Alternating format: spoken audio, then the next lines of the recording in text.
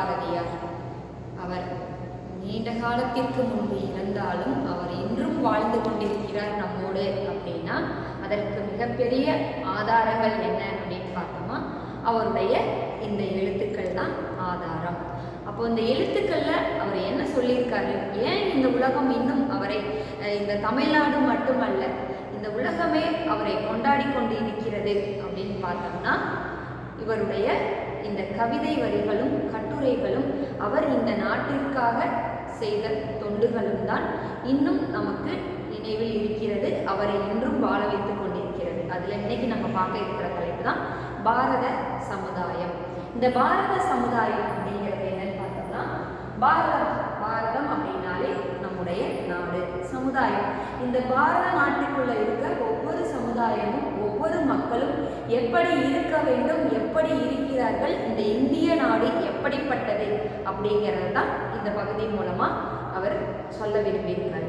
என்னன்னு பார்க்கலாம்.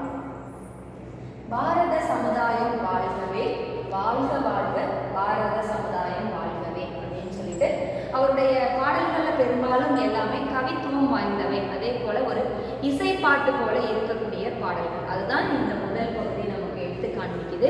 அடுத்தபடியா நம்ம பார்த்தோம் அப்படின்னா, இந்த பாரத சமுதாயத்துல அவர் சொல்ல வர கருத்து என்ன அப்படின்னு பார்த்தோம்னா, 30 கோடி ஜனங்களின் சங்கம் முழுமைக்கும் பொது உடைமை வேண்டும் அப்படிங்கிறார். அதாவது பொது உடைமை அப்படின்னா 30 கோடி ஜனங்கள், இந்த உலகம் மொத்தமும் சேர்த்தால் அந்த நாடு எப்படிப்பட்ட நாடாக இருக்க வேண்டும் அப்படின்னா பொது உடைமை நாடாக இருக்க வேண்டும். பொது உடைமை அப்படின்னா என்ன, எல்லோரும் எல்லாருக்கும் பொதுவானதாக இருக்க வேண்டும். எல்லாம் எல்லாருக்கும் பொதுவானது.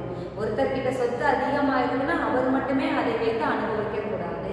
அதே போல ஒருத்தர்கிட்ட உணவு மிகுதியாக இருக்கு, இன்னொருவர் உணவு இல்லாமல் கஷ்டப்படுறாரு அப்படின்னா அந்த உணவை பகிர்ந்து கொடுத்து வாழ வேண்டும். அதான் அந்த பொது உடைமை. எல்லாருக்கும் எல்லாமும் பொதுவானது, ஒருவரிடமே கொண்டு போய் சேர்த்தல் தவறானது. அதனாலதான் நம்ம என்ன பண்றோம்னா, ஒரு அரசியல் அமைப்புகள் கொண்டு வரோம். அந்த அரசியல் அமைப்புல சட்டங்கள் கொண்டு வரோம். அந்த சட்டங்கள் அனைத்து மக்களுக்கும் பொதுவானதாக இருக்க வேண்டும் அப்படிங்கிறோம். அதனால நம்ம என்ன பண்றோம், மக்களால் மக்களுக்காக தேர்ந்தெடுக்கும் ஆட்சி மக்களாட்சி அப்படின்னு சொல்லி சொல்றோம். அப்போ இந்த மக்களுக்காக இயங்கக்கூடிய இந்த சமுதாய ஆட்சியை, அதாவது இந்த அரசாட்சியை நாம் பின்பற்ற வேண்டும் அப்படிங்கிறத வலியுறுத்திதான் என்ன சொல்றாருன்னு பார்த்தீங்கன்னா, பொது உடைமை சமுதாயத்தை பாரதியார் விரும்புகிறார். இந்த பாடல் மூலமா நமக்கு தெரியும். அதுக்கடுத்து பாருங்க, ஒப்பில்லாத சமுதாயம். அதாவது ஒரு நாட்டோட இன்னொரு நாட்டை ஒப்பிடும் போது இது உயர்ந்த நாடு, இது தாழ்ந்த நாடு, இது செல்வ வளங்கள் நிறைந்த நாடு, இது செல்வ வளங்கள் இல்லாத நாடு, அப்படி எதையுமே என்ன பண்ணக்கூடாது, பிரித்து பார்க்க கூடாது. எல்லா நாடும் பொதுவானது, எல்லாமும் ஒரு சேர சமமாக இருக்கக்கூடிய நாடு அப்படிங்கிறத அனைவரும் உணர வேண்டும் அப்படிங்கிறத வலியுறுத்தி இருக்கிறார். அதுக்கடுத்து பாருங்க, உலகத்துக்கு ஒரு புதுமை வேண்டும் அப்படிங்கிறார். அப்போ இந்த உலகத்தில் இருக்கக்கூடிய இந்த பொது உடைமை சிந்தனை இல்லாமல் ஒப்பில்லாத சமுதாயம் உருவாகாமல் இருந்தால் அந்த நாடு செய்ய வேண்டியது என்னன்னு பார்த்தீங்கன்னா, பொது உடைமை சமுதாயம் வேண்டும். ஒப்பில்லாத ஒரு சமுதாயத்தை நாம் காண வேண்டும். அதற்கு என்ன பண்ணணும் அப்படின்னா, உலகத்துக்கு ஒரு புதுமையான சமுதாயத்தை உருவாக்க வேண்டும். அப்போ இந்த நாட்டில் இருக்கக்கூடிய இந்த ஏற்றத்தாழ்வுகளை எல்லாம் களைய வேண்டும் என்பதே அவருடைய அவாவாக இருந்திருக்கிறது அப்படிங்கிறத இந்த பகுதி மூலமா நம்ம தெரிஞ்சுக்க முடியுது. அடுத்து என்ன சொல்றாருன்னு மனிதன் உணவை மனிதர் பறிக்கும் வழக்கம் இனி உண்டோ அப்படிங்கிறார். அதாவது ஒருவர் உண்ணக்கூடிய உணவை இன்னொருத்தர் பறித்துக் கொள்ளுதல் பிடுங்கிக் கொள்ளுதல் அப்படின்னு சொல்லுவோம் இல்லையா. நம்ம பேச்சு வழக்கில் சொல்லும்போது என்ன சொல்லுவோம், பறிச்சு சாப்பிட்றது அப்படின்னு சொல்லுவாங்க. அந்த மாதிரி வழிப்பறி செய்யறதுக்கு சமமானது.